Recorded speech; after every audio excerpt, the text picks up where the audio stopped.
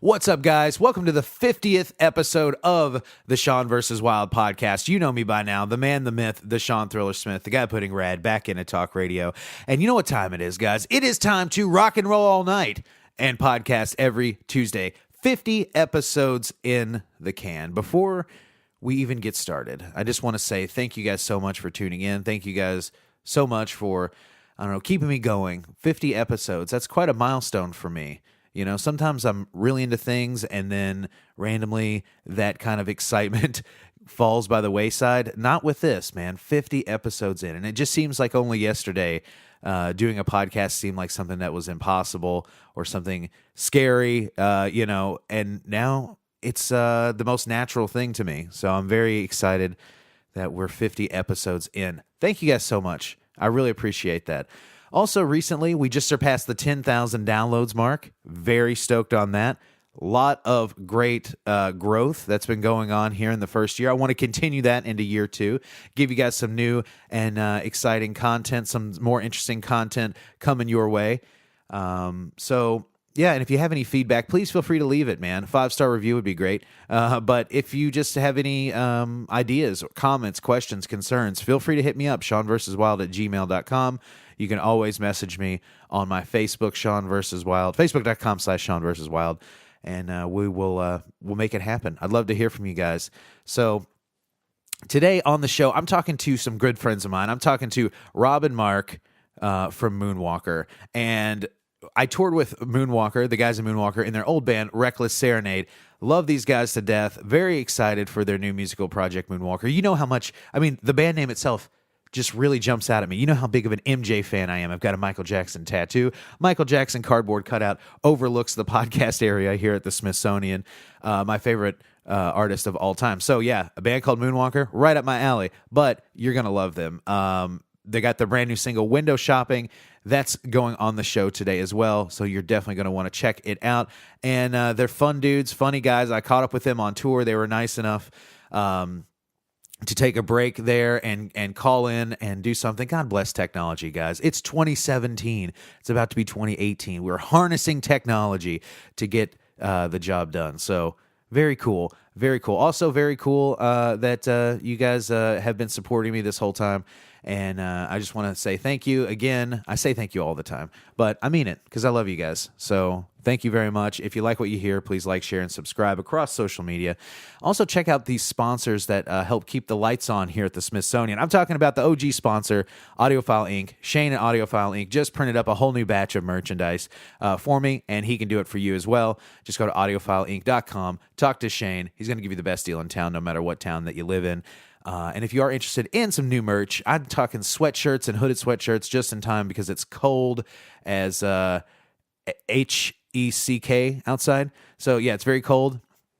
You're going to want a Sean vs. Wild hoodie or some new t-shirts, whatever. Hit me up on that. Again, SeanVersusWild@gmail.com, or shoot me a Facebook message. We'll get something out to you. I will ship worldwide. So if you want it, we'll make it happen. Also, check out my brand new sponsor, Audible. You guys know Audible. It's an Amazon company. They're dealing out audiobooks. They're giving you a free 30-day trial just for being a listener to the Sean vs. Wild podcast. And all you have to do to reap the rewards of this, guys, is go to www.audibletrial.com/Sean vs. Wild and sign up for your free 30 days. You're going to get a free audiobook. You have over 180,000 audiobooks for you to choose from. So there's going to be something that's right up your alley.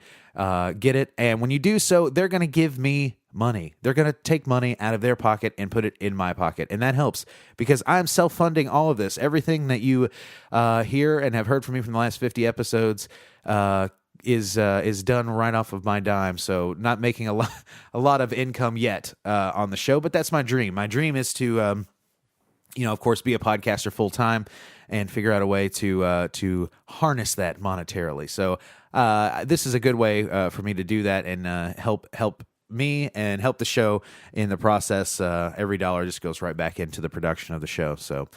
And thanks so much. 50 episodes in. You're going to love it. Today I'm talking with Moonwalker. Like I said, you're going to love that. New t-shirts, you're going to love those. And big thanks to Joe Brock. You're going to love him. So I think I've gotten everything out of the way here for the intro. Let's get wild.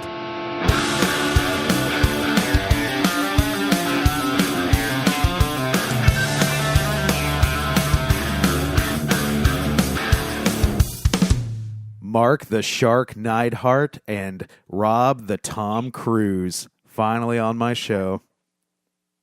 So, dude. Assad. Finally, we're here. We made it. I gave you a cool news. To step foot inside the Smithsonian. Yeah, the virtual Smithsonian, harnessing the power of 21st century technology. I was able to get you guys into this virtual Smithsonian. I was surprised all three of us fit in here, but it's turning out pretty well. It's turning out pretty well. I'm not going to lie. It's a little warm. It's a little crowded, kind of stuffy. Whenever I read the Smithsonian, I just picture you in like an exhibit in the Smithsonian, and then when it closes, you just like come to life and make podcasts with Ben Stiller. Yeah, it's like a night at the museum, dude. I've already got the mustache, so just like Robin Williams, R.I.P. yeah, dude. Oh, you mean I mean Teddy Roosevelt, R.I.P. Sorry, Teddy Roosevelt jokes too soon. Ooh. Nah, I'm down with the old Teddy Rose jokes. Dude, Rob, how do you like the new nickname I gave you, the Tom? I like it, man. I don't have too many nicknames, so to have any at all, great. This one's I'm really growing on me. Listening to Bert, actually. I'm like, every once in a while, I want to be referred to as Bert, and hopefully when I'm like 45, I'll just be 100% Bert, and that'll be my final form until my final breath. Until my final breath, until the end of my days, I'll be Bert from now on. Yeah. Came into this world, Robert. left it a Bert. Left it a Bert, dude, and I left my footprint on the world. You know, my Bert print. my Bert print, dude. I like to call Rob Bert when he's up to no good. Yes. Then he becomes Bert. Bert's on the I feel like liquor Bert again. Should definitely be my Bert should definitely be my drunk alter ego for sure. Exactly. Bert's on the liquor again, guys. Perfect. Well, guys, everyone for tuning in, thanks so much for tuning in. This is the Sean vs. Wild podcast, and joining me in the virtual Smithsonian today, I've got longtime fans of the show. You guys support the show. I'm into that. But I've got Rob Cruz. I've got Mark Neidhart, good friends of mine with their new band, Moonwalker, a name that I absolutely love. Rob, why don't you tell the people out there the origin behind the name Moonwalker? Well, Mark came up with the name, but for us, it kind of makes sense because it's a lot of spacey elements musically, and then also we'd like to add a dancey twist on it. So, and also, obviously the Michael Jackson reference with all that fun together. So it just made sense. Yes, the Michael Jackson reference for sure. But also, don't be shy. Why don't you tell everyone why you are actually in a band called Moonwalker? Go ahead. I'm known to cut a rug, dude. That's very true. I'll moonwalk if I have to. We had many a nice little dance-off on some of our previous tours together, and your moonwalk, I must say, you can do it on all terrain. Very impressive. All terrain. Yeah, dude. I'll moonwalk on a mountain, in a parking lot, on some dirt, maybe some rocks. Yeah, dude. You can do it anywhere, man. It's not. There's nothing that's going to come between you and the music, dude. You're a slave to the rhythm. Yeah. If there's a beat, I'm going to throw down for sure. So, guys, for those of you tuning in, if you're not familiar with Moonwalker yet, let me tell you, you might have heard of the previous band, Reckless Serenade, and that's how I first met these guys, because when I was in Baby Yeah back in the days, let me go ahead and rehash the old glory days like I'm that guy at the bar talking about throwing a football a quarter mile. But back in my glory days, our bands toured together. Actually, Reckless Serenade, Baby Yeah, and Assuming We Survive, which you've heard on the show already. And I just had to get the boys on here because that was probably one of the greatest months out of my entire life, hanging out with you guys and the dudes in Assuming. Yeah, me too, man. It was awesome because I felt like all the personalities really meshed like immediately. It was kind of wild. I feel like every time you go into a new tour with a new band, you hope for the best, but I feel like I was just best case scenario in general. Yeah, I wonder if you'll ever find, or if not you guys, well, I mean, just in general, if I'll ever find something like that, because literally the second we met up, we became great friends, mutual respect for all of our music that we were making. And then, randomly somewhere along the way, Mark and I became elite members of the World Dryer Corps. Yeah, that's what I was going to say. I mean, that's where we actually met. It wasn't through touring. Yes. Yeah. I'm trying to church up our backstory. We've been just lowly serfs. We've been working our way up the corporate ladder at World Dryer Corps, making automated hand dryers for those of you out there that have no idea what we're talking about. Yeah. I forget. I think that started when we had just stopped at a rest stop, and I think one of us was coming out of the bathroom as the other one was going in. And I think you said you were like, "Oh, just another day at the office. World Dryer Corps." Yeah, because the automated hand dryer said World Dryer Corps or Corporation or what have you on it, and it was like one of those just dumb things we said to each other in passing, just like, World Dryer Corps, huh? Taking over the world. Another day at the office. Something like that. And then for the next year and a half, we've been texting each other fictitious scenarios about working at the World Dryer Corps, the World Dryer Corporation. We sent in our applications, and the rest is history. The rest is history. That's true. We've just been working our way up the corporate ladder. See, right now I'm in sales, but soon I'll be regional manager. Ooh, dude, I was actually thinking right before this, at the beginning of the story, I was cracking up, dude. But we were still like getting to know each other and like memorizing everyone's names. I remember. Corey, Will, and Matt were like in the distance, and you're like, what are their names? And then I told you, and when they all walked up, I said, "Oh, Corey, Will, Matt, how the hell are you?" Yes, that was a classic. It's like, what are these three dudes' names? Corey, Will, and Matt. Yeah, and as soon as they walked up, Corey, Will, Matt, how the hell are you? Nice to see you guys. Unbelievable, dude. Just moving beyond that, the whole persona of the guy that talks like, "Hey, how's it going? Nice to meet you." Like, that's a joke that we have at home, like even before we met you guys. So to just meet more people that are into that like voice was pretty nuts to begin with. Yeah, that's a great character. And to this day too, I still tell people about how you love when people go out of their way to curse and also not to curse.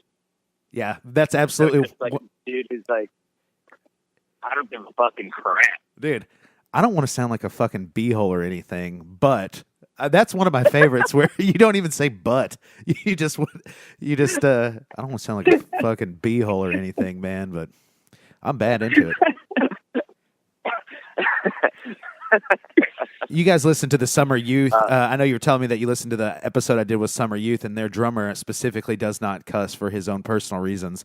And so I always have a field day with that because I just genuinely think it's hilarious to not swear, just to be an adult in this day and age where most people swear, regularly in their conversations. To be somebody that purposely says alternate words is hilarious to me. Like, man, I don't give a frig.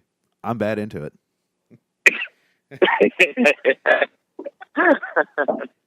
No, that really is sick. So yeah, dude, I'll shove it right where the sun don't shine, dude. I swear to God, I will, brother. Don't even tempt me, man. So, and you guys right now currently are in Los Angeles. I saw you on Venice Beach, obviously, Rob, Mark. I'm sure you guys were working out most of the day, out on Muscle Beach, hanging and banging. Soaking up the rays. Yeah, I was helping out the locals, showing them just technique in general. Yeah, providing some spots. Yeah. That's the least I can do, man. When we pass through these places, I just try and, just get reps in and just teach what I know. Yeah, that's just spread my knowledge to those out there. I can't say that I blame you. So I know that's on our first tour together. That's the first thing I noticed about you. You're a teacher. That's for sure. Teaching everybody. Yeah. How to that in the body. Sure. That's true. Yeah. I was like, dude, how do I work this thigh master? And you're like, here, let me show you. Yeah. Definitely. I'll let you step into the dojo next time I see you. Step into the dojo. That's great. And then, Yeah. right after the tour that we did together, you guys got the call that you were doing the Warped Tour barbecue band. Now, we've been the barbecue band before previously, but when I went to the old WT, if you will, that year, word was out on Mark and Rob and the gang because of your skills behind the grills. It's true. I feel like Mark's the grill master. Yeah, I mean, we got the bat phone rang, I guess. Kevin Lyman had seen pictures of us grilling on the internet, and then was like, threw us on as a barbecue band. And let me just say, touring with you guys before Warped Tour and you giving us all the insider tips and all that, like, was a huge help in us, like, getting our sea legs when it first started, because I don't know if it was probably the same for you guys, but they just throw you in and they're like, here's a grill, here's $400, like, we're grilling tonight.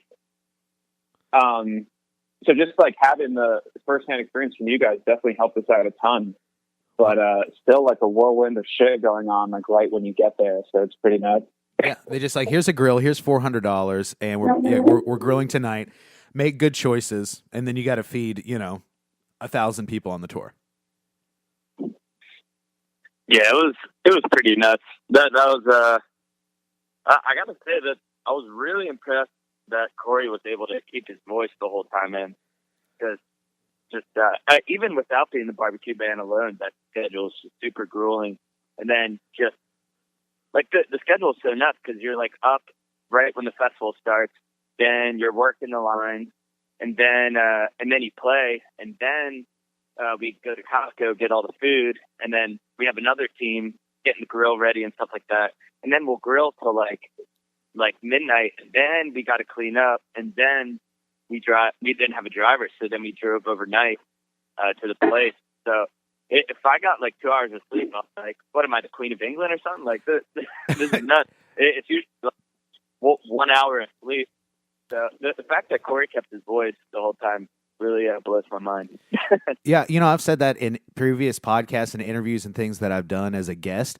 It's the most grueling, as a barbecue band or something like that, it's the most grueling position on the tour. I mean, you really kind of earn your stripes and cut your teeth on that, because like you said, 2-3 hours of sleep, yeah, you feel like the Queen of England. And there's got to be a reason why Monster sponsors that tour, because I feel like there were just days where it's like, oh, is this my 6th Monster of the day? Yeah, man. Yeah, it makes perfect sense. But you got to do what you got to do if you want to stay up and make it happen. Yeah, and it blew my mind seeing those tour waters. Because when I would just see videos of Warped Tour, I was like, man, these fans drink so much Monster. Yeah, exactly. I was like, how is anyone alive? But nope, just water in a can, people. Yes, there's secret behind the Warped Tour, water in a can. There would be people that would come to our tent and stuff, and they would just be like, oh, man, how can you guys drink Monster in this heat? And it's like, dude, it's water. And they're like, oh, my God, I'll give you $5 for one, because they just thought the can was crazy. Yeah. So we would have people like literally try to buy at our tent, not our merch, but our tour water, so they had a souvenir tour water Monster can. That's the classic like series of events that happens when you tell somebody that it's not Monster, it's water. They go through the phase of being surprised, and then they're like, "Can you give me one, please?" Yeah, exactly. They're like, "May I have one, please? I'll give you $10 for one, please." Like it's limited edition or something. This must be a misprint, dude. There's nothing but water in here. But dude, I remember like how bad it was, because they only give you like a case or two like during the day, and then there would be nights where we would finish all of our water, and it would be after the grill, where like we're all sweaty and like filled with burger grease and all that, and we're trying to find a water, and no one has water, and we're just like, please, somebody help. And you guys are just head to Yeah, toe covered in like soot from the grill. Please, sir, may I have a water? So it's I don't know from the mine. I don't know if you heard this story, but at Jones Beach, the shit really hit the fan. So usually with the grill, we would at the end of the night, we would put the coals out with like extra waters or even like beer that we had, and the grill was so huge, as you know, that we didn't even have a trailer. We just hooked the grill up to the van, so we had limited storage. So once we put the grill out, we would put like tables and like leftover beer and stuff in the grill. And I guess when we got into Jones Beach, we didn't put out the coals enough. And I just remember waking up to the grill in flames. Just at like 8 a.m. Beers are exploding and flying all over the place. And then there's like the fire department's called. There's like a bunch of cop cars. We get banned from the premises. And then we come back like an hour later and wash all the melted plastic off the grill because we kept these tables in there, and it was just a shit show. And then we grilled that night. That could not have been safe chemically. Yeah, they definitely did a thorough wash of the grill. There was a couple people watching over us. That's great. It was that was crazy, man. Yeah, dude, I can't believe that too. I mean, but when they have you haul the grill, you said you have limited storage and you just got to take everything with you. I'm just genuinely surprised because that grill is the same one that I saw, in previous years. How does it make it on the road? It's a grueling trip. Vans don't make it. Real trailers don't make it. Somehow the grill makes it every time. Yeah, I think we had to replace one of the wheels once, but other than that, and the whole bursting in the flames thing, not too many problems. Yeah, dude. Well, I'm surprised too. There's many things that have been grilled on that, like a grease fire, hasn't happened regularly. Yeah, that's true, man. Yeah, and in that moment, you really realize how much shit Kevin Lyman's seen, because just the sense of calm in that dude. But he rolled up, he was like, all right, here's what we do. Boom, boom, boom, boom. And he just took it in his stride. That dude seen it all. That's true. I would love to get him on the show just to talk about some of the stuff that he's done. So anybody out there, if you can hook that up, I'd be more than happy to have old Kevin Lyman on to talk about all the grill shenanigans, amongst other shenanigans. I'm sure that happens on the daily on Warped Tour, on the WT. Yes. And Mark, so you're the grill master, okay? Let's continue on this theme because I love grilled food. You're the grill master. Tell me the best burger that you've made. What's your recommended burger? What's your signature dish? There is a signature Neidhart burger that was birthed on the road. And it's pretty simple, but not too many people think about it. You take, you got your 2 buns. Right. I like to mix it up. I throw a splash of barbecue sauce on the bottom bun before anything else even hits it. Okay. Then on top of that, we're going to throw a piece of cheddar cheese. Of the cheeses, it's a little bit of a more stronger cheese. Then you're going to throw your burger down. I usually like to use the Schweid & Sons burgers. They sponsored a barbecue on Warped Tour, and they've got great meat. Then on top of the burger, you follow it with a piece of Munster cheese, the most outspoken cheese on the market. And so the mixture of the 2 cheeses and the barbecue sauce and the top bun, then you have your Neidhart classic burger. What do you call that? Hear this. It's a cheeseburger. Guys, hold on to your hats. Cheeseburger. Yo, between you and me, It's the cheeseburger. Dude, no one's going to get that other than the People fact that you were always talking about your special Neidhart burger. And I was like whispering to you guys, like pulled you guys over together and just was like, hold on to your hats, guys. I call this. Look around and then whisper, a cheeseburger. Huh? Oh, that was funny. Dude, Mark, you just killed that description because you and I share a big passion for HGTV, and that just seems like something. Oh yeah. Like it just seemed that your description, Munster, the most outspoken of all cheeses. I feel like that's something you pick up if you watch enough HGTV. Is just how to describe like absolute nonsense. Yeah, inanimate objects and things like that. How to describe them to make them so tantalizing. Yeah. The most outspoken of all cheeses. That's great. The most outspoken of the cheeses. That's so awesome. Yeah. That's another thing that we bonded on was just our love for the Property Brothers, House Hunters International, Tiny House Hunters. You know, it's kind of our thing, Mark. The series. It's kind of our. Those are our stories, as our mothers would call them, our stories. Yeah. Yeah. Absolutely. So at Drew Scott, it'd be great to have Drew Scott on the phone. Yeah. Why don't we go ahead and four-way Drew Scott in here? Let's make that happen, guys. Love it or list it. Drew, what do you think? He's not on Love It or List It. Love it. Love it. Yeah. So once you guys get back from Warped Tour, though, Reckless Serenade, I just see that Reckless Serenade basically parts and splits into two parts. One with Moonwalker, and then Corey has his own project going on as well, too. Broken Bellows. Yeah, Broken Bellows. So what caused? Yeah, it's pretty sweet, man. What caused this madness, bro? Fill me in on the deets. Fill the listeners in on the deets here. Mark, do you want to take this one? Yeah, so I think it was like towards the end of the year after we'd finished Warped Tour. I think there was a lot of just like writing differences, and then I think like differences in work ethic in the band and like how seriously we actually wanted to take it.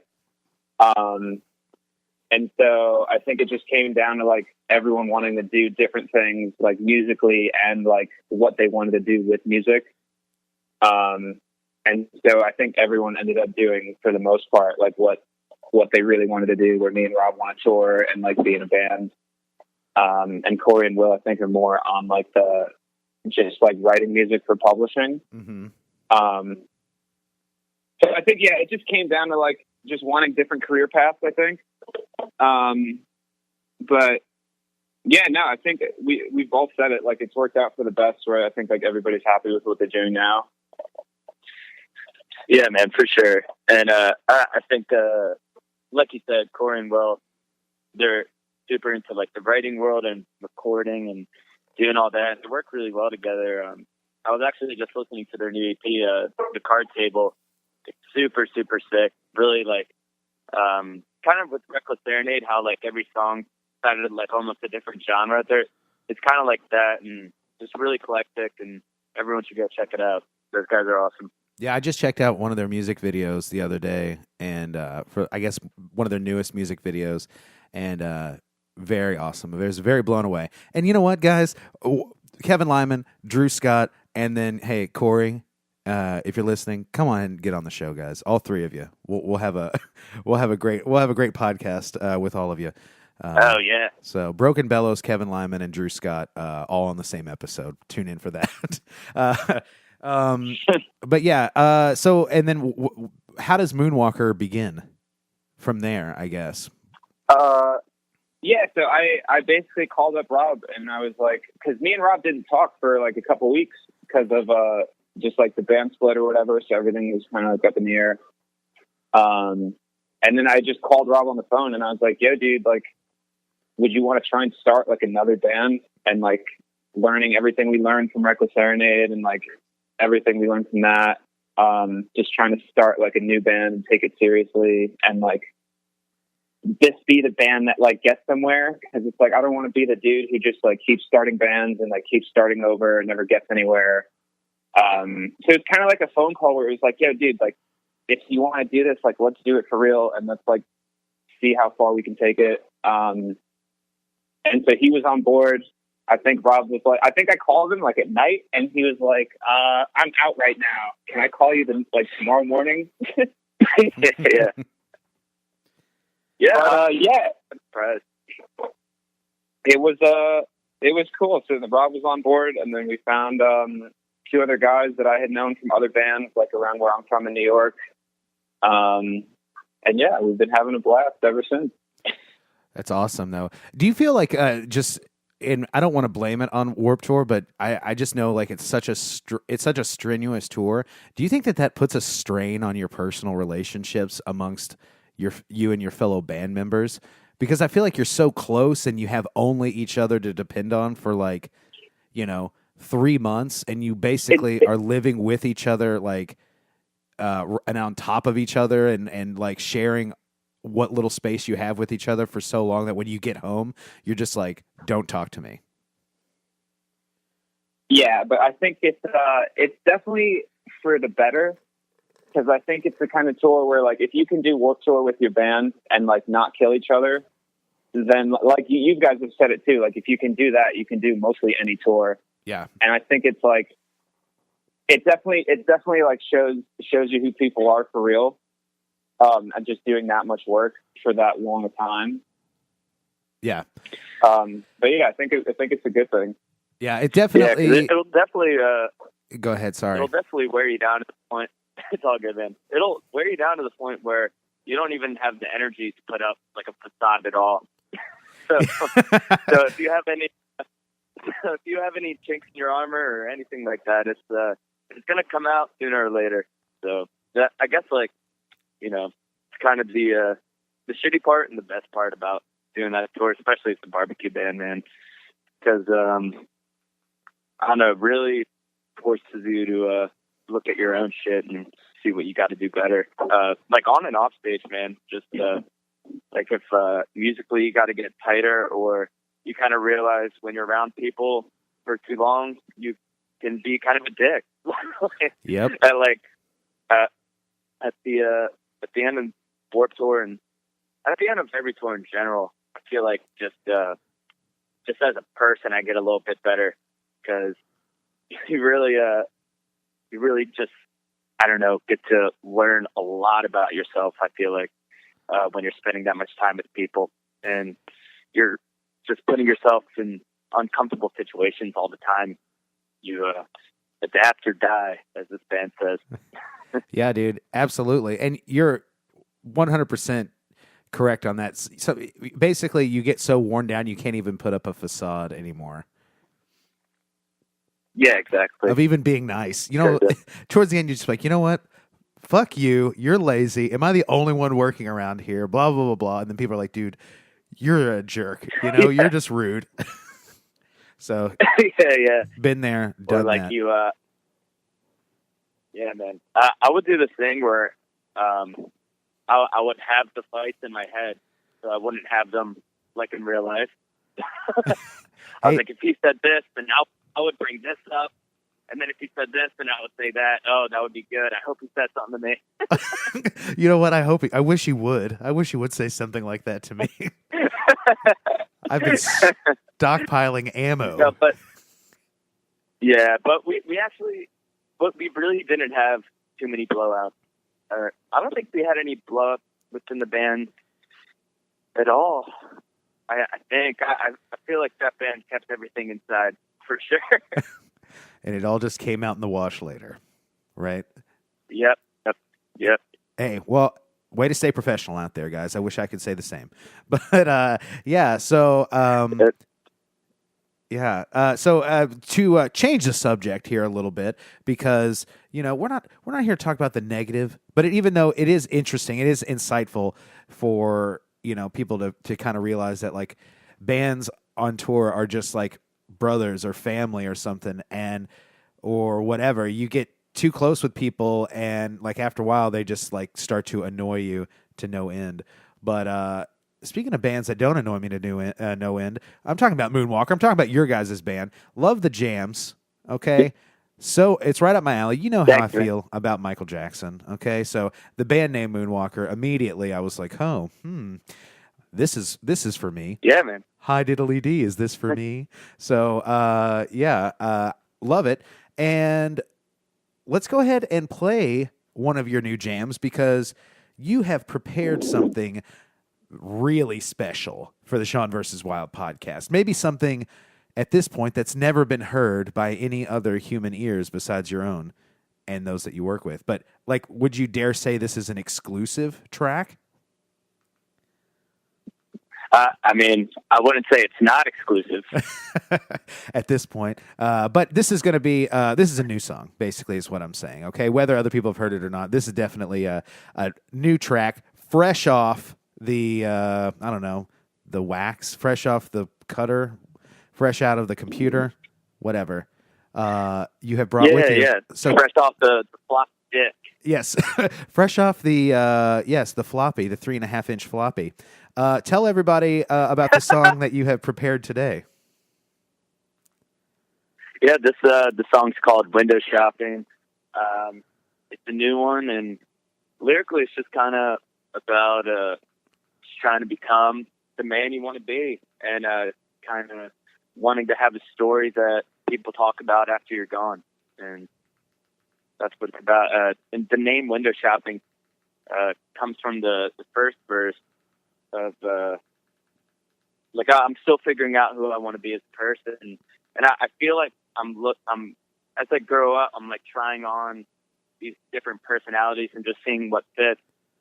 And I don't have the currency emotionally or experience wise to really buy any of the personalities yet. So for now, I just feel like I'm window shopping until I can figure it out. That's deep, dude. That makes sense. That's cut me. Yeah, man. You've cut me to the quick, Rob, Bert. So, but yeah, well, guys, let's go ahead and check it out. This is Window Shopping by Moonwalker.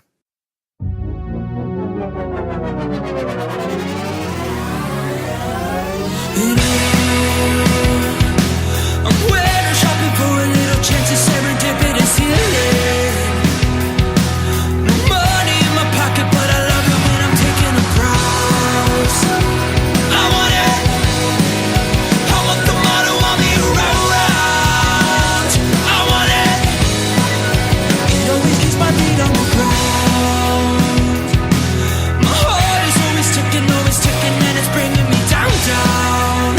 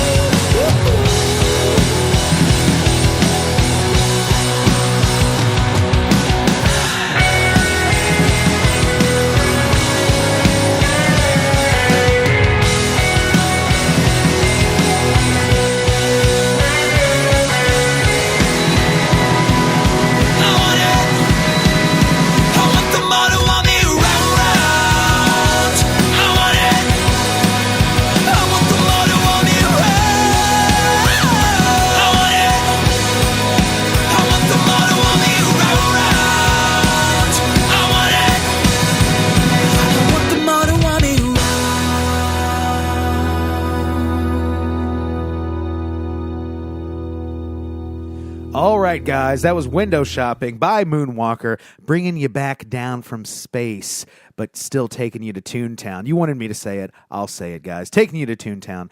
That was Moonwalker. Guys, loving the new track. Loving the new track there. You guys are like, I mean, from all the songs that I've heard, you guys have put out, what, 3 singles so far? This is your 4th at this point? Yes. Every time, Yeah, bro. I'm really digging it. Love the new sound. Spacey, atmospheric, dancey. You know what I'm saying?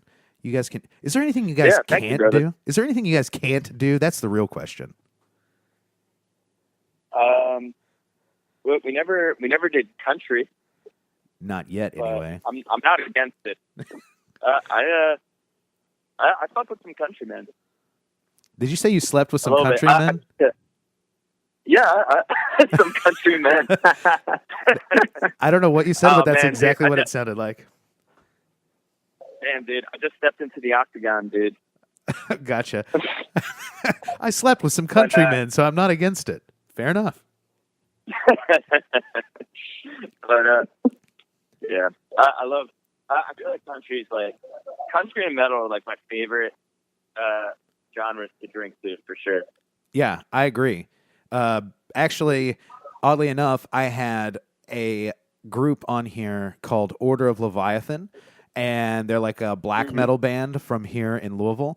And then afterwards, me and their guitarist just cracked open a case of Coors Lights, and only from, the hours of, say, 11 to 4 a.m., 11 p.m. to 4 a.m., only YouTubed like country music from 1985 to 2000. That's all we watched. That's all we listened to, and we just pounded these Coors Lights. Fuck it, no Florida Georgia line. No Florida Georgia line, but a lot of Travis Tritt there. So yeah, and dude, the concept of window shopping. When you said you're just kind of figuring out the kind of person that you want to be. Man, what kind of person do you want to be, bro? Like, let's get deep with you. Let's get deep with you guys here. What kind of person are you trying to be here? Yeah, I don't know, man. It's really hard to find out. I think I really just want to be a dude who just is super sure of what he's doing at all times and has just a good purpose. I definitely I feel like being in my early 20s right now, everything's kind of self-driven, and I'm just trying to make things happen for me. But one day I really want to turn that outward and really kind of serve other people, whether that be a family or whatever, man. I think yeah. Dude, you just want to do the right thing. You want to be a good person and do the good stuff. I feel that. Yeah, I want to have a solid moral fiber for sure. But I also want to party. That's the way I am. I'm like, dude, I want to be of solid moral fiber, but I still like to party. Yeah, man, and I think I forget where I heard this quote, but like your childhood is where like little things get slipped in and make you kind of weird, and then your 20s that kind of comes out, and then you're kind of dealing with that, and then by your 30s and 40s you have it more figured out, and then that's like kind of more the person that you're going to be forever. Granted, people change, of course, but I feel like this is really a time where I'm just learning a shit ton about myself and trying to see what's good and what's not good. I feel that. Because I feel like the hardest thing for me to do is to just look at certain aspects of myself and be like, damn, that's pretty shitty. I feel like this agenda isn't pushed enough. Like, I feel like a little personal shame is okay once in a while. Yeah. Just being like, just wanting to improve a little bit. I mean, within reason. Don't be too hard on yourself. But, yeah, man. You just got to draw that line because, yeah, you definitely. I'm a big fan of always keep improving. You know what I'm saying? But I do get down on myself when I'm like, man, I haven't done this exactly 100% the strictest, strongest way possible. But it's just like you said, you're on a learning curve. You're learning every single day, and but yeah, self-improvement is key, man. You always got to keep moving forward. You got to stay interested, and you got to stay interesting. It's the key to a long, happy, healthy life. And that was a quote from Florence Henderson, the mom from the Brady Bunch. So there you go. So yeah, there you go. There you go, bro. So, but yeah, Moonwalker. Currently, you guys are currently on tour, but I know earlier, well, when I say currently, as the time of this recording, you guys will be back by the time this airs, but earlier this year, you guys got to go back on the road with our good friends on Assuming We Survive. How was that? That was last. Yeah. Yeah, it was tough not talking to each other. But, yeah, it was tight, being that was like our first tour as Moonwalker, like coming out and being able to support Assuming, and those guys are always awesome. And then shout out to Eva, Beta Booking, all in the same family, so that's always nice. But yeah, those guys, we met you guys and them at the same time. Like, those guys are like our older brothers. Like, they've taught us a lot for sure. And it was just cool to like, from them knowing Reckless Serenade to being able to show them this band like live firsthand, for them to see it was like a really cool thing, and for them to like give us feedback on it was cool. But yeah, I love those guys. Yeah, yeah, I love all those guys. Kevin from Mahan Baby got a chance to do a few dates, and he was always telling me, he was like, man, he's like, you got to get Moonwalker on the show because their new band is just fantastic. So that's some high praise there from old Kevin Fletcher, which I was like, dudes, I gotta that's nice of him, yeah. I got to get Moonwalker on the show anyway, because you guys not only are awesome, but big fans of the show, which I appreciate you tuning in. Hopefully this, listening to these podcasts, hopefully you guys can at least kill an hour or so whenever you're making your long trips. Yeah, man, we're definitely a big fan of the podcast, and I don't think we ever did like a podcast before. So this is my first time doing it, so it was kind of exciting because I'm just a huge fan of podcasts in general. So, what are some of your favorite ones? It's definitely a fun podcast. Well, Sean versus Wild, of course. You're just saying that. I listen to a lot of comedy podcasts. I'm a huge comedy fan, so there's a podcast called Tuesdays with Stories. That's great. I like Joe Rogan's podcast a lot. I'm always listening to that. Chris D'Elia, congratulations. He has a great podcast. You Made It Weird with Pete Holmes. Just to name a few for you. Yeah. What about you, Mark? Which ones are you into? Yeah, I'm not so. I just recently, like, Rob's been getting me into podcasts like this year, because I was never like a podcast guy. But yeah, kind of same as like I'll throw yours on, and I'll throw on Joe Rogan every once in a while, just because he has so many. He's got like so many different people on there. But yeah, I'm always between those two. I like hearing your voice; it makes me feel like I'm home. Oh, thanks, buddy. I appreciate that. Well, I actually just got to a point, and I'm sure you do too, where you're just like, hey, guys, and if you haven't yet, you will, where you're like in the van and stuff, and you're like, I'm just like, no more. I don't want to hear any more songs. I don't want to hear the radio. I don't want to hear the CDs that we have in the van. Like, I'm just done with it. And when I got so tired of listening to music, I just started listening to podcasts, and honestly, like, I just totally fell in love with the format, the medium. That's kind of why I do one now. And then also, like, maybe 6 months ago, I started listening to music again, and it was like a breath of fresh air. I was like, oh my gosh, like, I actually really enjoy music again. Great. Yeah, for sure. That is. Go ahead, Ron. I feel like, for me, like, I love jamming out tunes while I'm driving, but for the most part, if it's a long drive, like I drive like 2.5 hours to practice, and if I didn't have podcasts, man, this drive would be rough. It's just so engaging, and especially when it's just a good conversation, you feel like you're in the conversation, you feel like you're just hanging out with friends, just shooting the shit, and then it makes the time go by so much faster. Yeah, I In my agree. opinion. Do you like audiobooks at all? No, actually, I got to get into those. Dude, I suggest giving it a whirl. Well, the show is sponsored by Audible. So for one, I'm not just going to shamelessly plug this, but you guys can get a free audiobook and a free 30-day trial of Audible by going to audibletrial.com/Sean versus Wild. But the thing is the reason why I bring that up is because I decided, I was like, well, hell, I'll get it Audible, and never really were into audiobooks before. And now I'm like kind of into them. It's like a podcast, but I always get the really super long audiobooks too. So like anything that I wanted to read that was like over 1,000 pages or something, I'm like, yeah, dude, I'm going to get these like 40, 50, 60 plus hour audiobooks. So I feel like I really get my free books worth. But it's great, man, because it's like listening to 60-hour long podcasts. You know what I'm saying? So it definitely keeps the time passing. You know what I'm saying? Especially like if you're doing a long drive or something, it makes it go by pretty quick.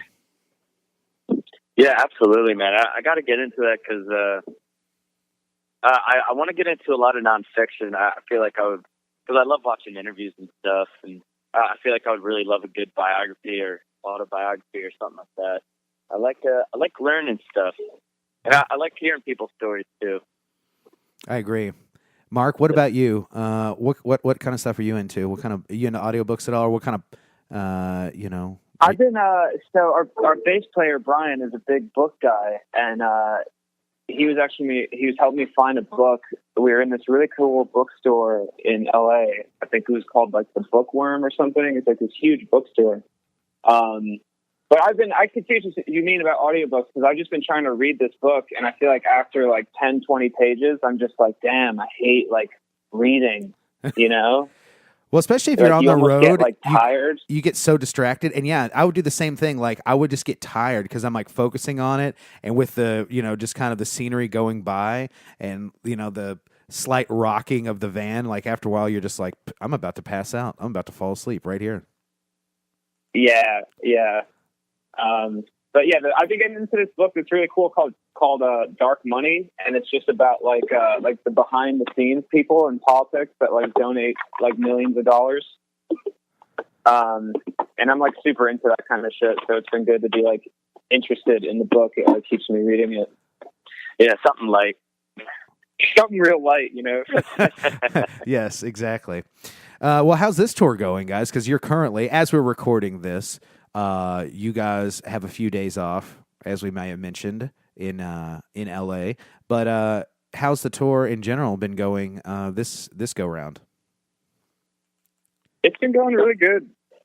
Like we were just saying, the last show we played at the Carmen Bar, we had this like during the set we could like actually. There's no way to describe it other than like being there, but we could sort of like the whole room was vibing with us, and we could all like feel just that like everybody was into the shit that we were doing, and it was just like a really cool feeling to have everybody in the room, just like you feel their energy sort of like all together. Yeah, that always helps whenever somebody's like vibing back with you. You get that energy back from the crowd. Yeah, because it's really like the energy that like for me, like the energy I put out is like based off like the energy that people give us. So it's like the best feeling in the world to have a whole room of people just like visibly stoked on what you're doing. It helps me like put on like a better show. Yeah, and also too with this band, a lot of our songs are getting progressively dancier. The more songs we write, and the whole like the majority of our set is getting super dancey, and it's really fun to do live. Because going back to Warped Tour, the main lesson that I personally learned was noticing a lot of the hardcore bands that were on the bill, even if they didn't have too big of a following, they almost always had a pretty sizable crowd that was getting into it, because you didn't need to know the songs beforehand to enjoy it live, because the energy is so high, and there's the breakdowns, and kids know how to they know what to do when that breakdown comes in no matter what. So right. I feel like with this band that the goal was kind of to make make it dancey and fun. So you didn't have to know the songs beforehand to just have a good time live. I feel like sometimes, especially at the level we're at, the sound's not always going to be great. So sometimes if you don't know the song, it just kind of sounds like a bunch of low end and just drums and stuff. But with this band, I feel like the rhythm is the primary aspect of the song. Right. So if you can't really hear what's going on, at least there's a beat you could dance to. Yeah, even just like kind of like if you go out to the club or something, like if there were a band, playing, it doesn't really matter if you've heard of that band or not. You go there so you can dance. You go there so you can get down. So if the music is good, people are going to be able to respond to it. They just, like you said, I never really thought about that way with hardcore music, but it's like, yeah, once the breakdown hits, you know what to do. Same with dance music. You don't necessarily have to be completely familiar with the band, but when you feel the groove that that you're going to do a little moonwalking. Yeah, exactly, dude. Yeah, because that was the one thing with Reckless Serenade being more on the pop punk side. I felt like a lot of it is like pretty guitar driven, but also pop punk is way more enjoyable, in my opinion, when you know the words. Because a big element of pop punk is just that whole crowd just like screaming those words, like right in the singer's face, and then like stage diving, stuff like that. I feel like the sing along is like a huge aspect of pop punk. That's true. I never even really thought about maybe that's a huge portion of the energy. Yeah, because I've seen that a million times. But yeah, playing pop punk music, it's always kind of it's like, hey, you have to be a known band to get that sort of thing, because you're not going to just have people participating if they have no idea who you are. Right, exactly. And then sometimes live, even just like between songs, especially at this level, where you'll just hear a band talking, and the mic just sounds so muffled you don't even know what he's saying live, and sometimes it's really hard to betray. But yeah, man, I guess just the main goal when this band started was to just really work on the live show. And I feel like that's the most important thing in general, because I feel like nowadays with technology, it's so easy for anyone to make a good sounding recording. So I feel like it's almost a rare commodity to be a decent live band. Yeah, I agree. Well, that was the biggest thing for any of my projects that I've had before, and you guys saw us play live, was the live show was just everything. Anybody can do a decent recording, but it is just all about your stage show and your stage presence and your stage persona, and being kind of larger than life sometimes, or playing music to like a different level live than you would, than you can on your record, or that you can like at practice and stuff like that. That's always, I feel the same way, is basically what I'm saying. I agree. Yeah. And for me, just as a consumer, I get really into a band if they have like a lot of live videos online. I don't know. As a consumer, I feel like it's just really rewarding when you can see that the band can really pull it off live. Because, like I said, almost anyone could, make something sound good through a computer. Sure. Let me ask you this question, Rob, Mark. I'll ask you, Rob, first. Mark, this will give you time to think. What was the best live act you've seen, and what was the most disappointing live act you've seen? Wow. I would say probably the best live act I've ever seen. Oh, man. Can I do a tie? Yeah, sure. It's tied with Ed Sheeran.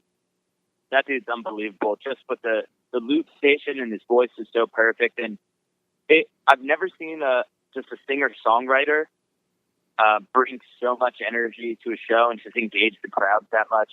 That I've seen. He's like one of my favorites of all time. I love that guy. And then and he's tied with Foxy Shazam. Nice. Foxy Shazam is unbelievable. live band. Eric CANOLI, one of the most underrated frontmen ever. That dude's unbelievable. I do like mic stand tricks because of him. He's fucking amazing. And disappointing. Oh man, disappointing. You ever been disappointed, Rob? In life, yeah. Many a times. I don't know, but one's not coming to mind right now. I don't go to concerts as much as I should. Well, I've seen a few bands. Okay, just to give you my opinion on it, unless Mark, you've come up with something, but I will say, like, okay, so my favorite. Go ahead. The most disappointing one, I guess, I saw the Wonder Years. They played acoustic, like at a place near me, and yeah, I don't know why. I guess I like expected it to be more high energy, but I guess the acoustic performance, he was like singing a lot of the songs like an octave down, and like it was kind of super boring. So I was like, damn, this isn't really that sick. Yep. Shots fired. Shots fired. Yeah, I'm sure I've seen them put on good acoustic performances. So I don't know. Maybe they were just like having a bad night. But I was disappointed walking out of that show. I've been disappointed a few times with bands that I thought were going to be awesome. Bands whose records that I really loved, or bands that I was excited to see. So, like, for example, and these might be some names you're like, really? Damn. So some of my favorite live shows that I've ever seen.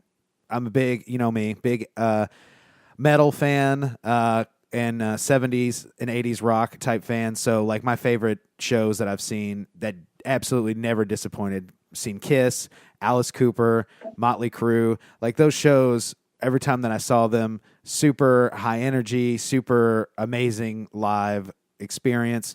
Great. Some live bands that completely were garbage. Here's number one on my list: My Chemical Romance, one of the worst live bands. Taking Back. I was actually just thinking that. Yep, I've seen Taking Back Sunday before. I've seen them twice where they were absolutely amazing. I saw them once on Warped Tour in like 2005, and they were just as equally as terrible as My Chemical Romance. That was bad. I saw Stray Light Run. Just in the same vein of Taking Back Sunday. Stray Light Run was the band that the original lineup went on to make, and whenever they kind of split up back on the second album, that band was terrible. Smashing Pumpkins, another absolutely terrible live band as well. Yeah, I don't really like Smashing Pumpkins at all.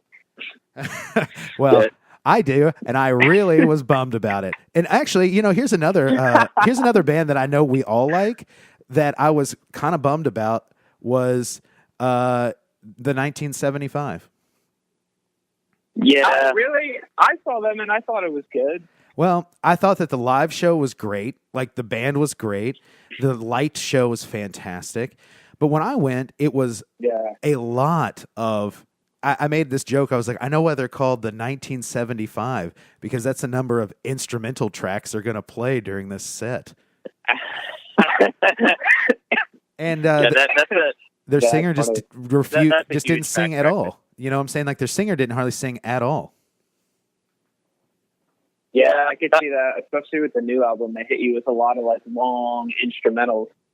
I feel like that band's mostly about more the vibe and the aesthetic. I feel like that's the 1975 experience. I feel like it's almost just like this one big image, Yeah, love that band though. Love the albums.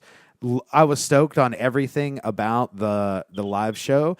The only thing is like, I just don't feel like he sang hardly anything, and that was kind of a bummer to me, because I'm like, dude, it's just very kind of a bummer to go to a live show and then the singer, who's like the focal point, the front man, isn't really participating all that much. So it's kind of a bummer for me. Yeah, no, I noticed that too, for sure. A lot. He pulls back on the mic a lot.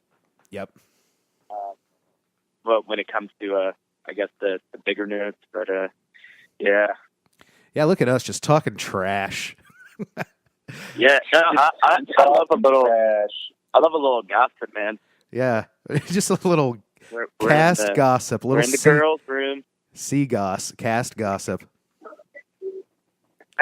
But yeah, now let me ask you this: since we're just talking about things that best show, what's the best show you guys have played so far, Reckless or Moonwalker?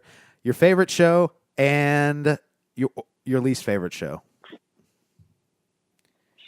Favorite show probably would have to be in Haverhill, Massachusetts. Is that how you pronounce it, Mark? Oh yeah, that was a good one. Haverhill. Yeah, that was cool because that was one of the first places that we played repeatedly as Moonwalker, and that was like a noticeable growth from the last time we were there, and it was like a super small room, but it was easily packed, which I love, and everyone was just really into it. And then for the songs we had out, there was people singing along, which is always so cool. That really blew my mind. So that was amazing. And we're going back to that area on this tour, which I'm super excited about. That'll be nice. And I guess for the worst show, would have to be probably the Viper Room on the last tour. Just because we went on like super early, and I think there was just no people. Right. But that ended up being a great night, just in general. But then when we came back to the Viper Room on this tour, it was amazing. Like there was a lot of people there, and the bands we played with were pretty sick. We played with Paradise Kitty, which is a Guns N' Roses tribute band. Nice. And then we played with Gay CDC, which is AC/DC with a gay twist. And they were all amazing people. That's fantastic. They had a really good draw. It was great. And then just LA in general, we had a blast going there. I went to the Comedy Store, saw some comedians. It was great. Got a few drinks, and we went to In-N-Out. It was amazing. It's hard not to have a great time in Los Angeles. What about you, Mark? I guess worst show, I'll pick a Reckless show since we just have more material to draw on. But one of our earlier shows, we played like an actual like Chinese restaurant with like waiters and everything. And so picture like Reckless Serenade. Like we weren't like a heavy band, but we weren't like a restaurant kind of type of band. And so, yeah, we're just playing at this Chinese restaurant in Manhattan. Like, people are sitting down eating. Like, what the fuck is this band doing playing here? And so the whole set, I was just like, yo, let's get out of here. That's great. Like, hey, we booked some dinner entertainment for you guys. Who even booked that show? And, yeah, like, people are just trying to eat, and they're getting blown away. Yeah, they're getting blown away with rock riffs. With sick riffage. Hey, I'm sorry. I dropped some sick riffage in your miso soup. So. Can you send this back? There's riffs in here. There's some riffs. There's riffs. One time I was working at Bahama Breeze, and someone got a to-go order and came back and tried to get their money back because they said the devil was in their dish. Oh, the devil was in their dish. And I was like, that was a first for sure. Yeah, that was a weird place. Beck, well, we'd be more than happy to replace that order for you. I don't think you'll get a refund, but we'll gladly replace it for you. Yeah, well, what a bummer! You just get like a jerk chicken pasta, and then you find the most evil thing there ever was in your dish. Literally haunting your dish. Can you imagine the bad luck on that? Yeah, that's just a bad roll of the dice. That's what we call that in the business. Yeah. I'm going to have to return this sushi because it's supposed to be raw, but it seems to have been, it looks like it's melted with riffs. My sushi has been melted with face-melting riffs. I thought for sure you guys were going to say worst show. And honestly, I can't say that this is the worst show I've ever been to, but just a total bummer. because it was such a long drive for nothing, was our Reno, Nevada show. Oh yeah, I forgot. Oh yeah, dude, I forgot about that. Venue was awesome. All those arcade games, all those like classic music like posters, and like the aesthetic was awesome, and the bartender was awesome, and you know, he gave us complimentary drinks, but literally didn't promote the show at all. It was one of those things where like I don't even know if he remembered that there's supposed to be a show that night, and yeah, it was not great, but it turned out to be fun because you know we were all together, so that was nice. Yeah, that is true. And then, were you sick that night too? Yes, probably, most likely. Yeah.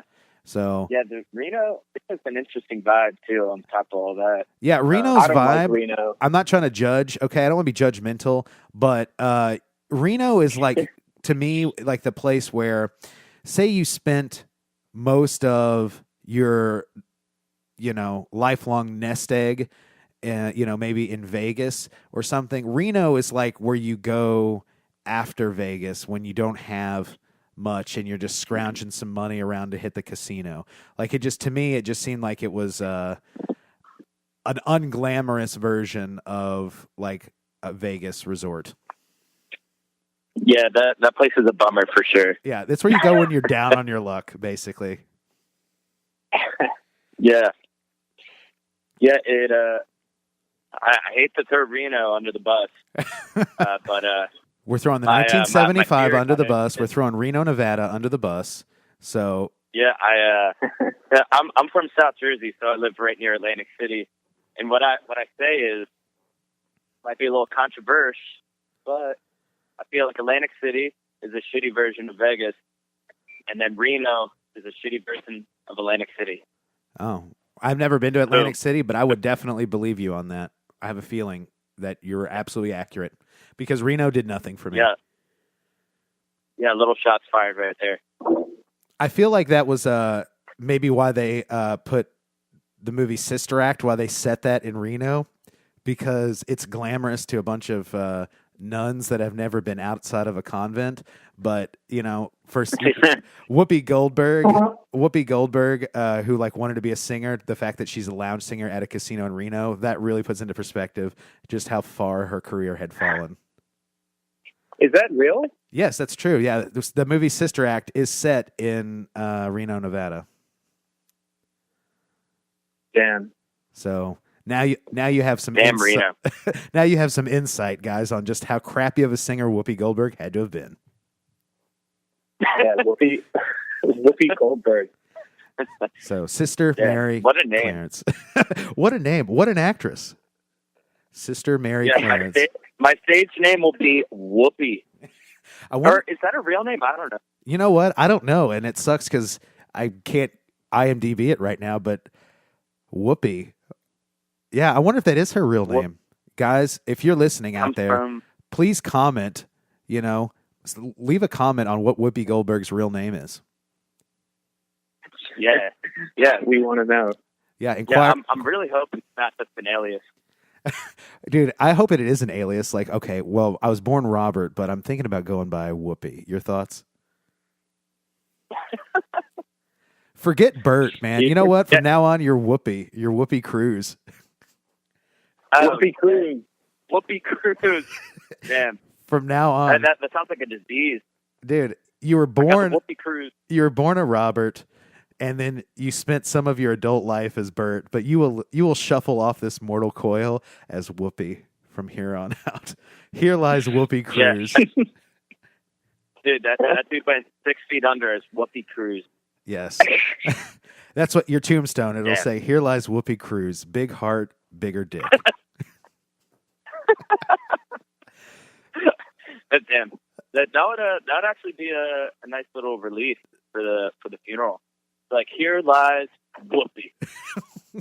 people are like, am I at the right funeral? I only want to legally change my name the day before I die, just so no one knows whose funeral they're at. It's like pictures of me everywhere, but they keep saying Whoopi. Like, dude, am I at the right place? Because I'm looking for Rob Cruz. This is Whoopi Cruz. Whoopi Cruz. Mix up the tombstones. Yeah, I would definitely write the speech for whoever's talking to. Just like, the dude loved pranks, loved a good whoopee cushion. He played music sometimes, had a few kids, but mostly loved pranks. but mostly love. Well, that could be Rob. That certainly sound like just Rob. like hints. Yeah. It's big enough. That dude never pranked me once. Until today. Yeah, you can. The ultimate prank. Dude. Yeah, I've been saving it up for years. Pranks for laugh. But Wow. yeah, perfect. Whoopi or Carnival Cruise.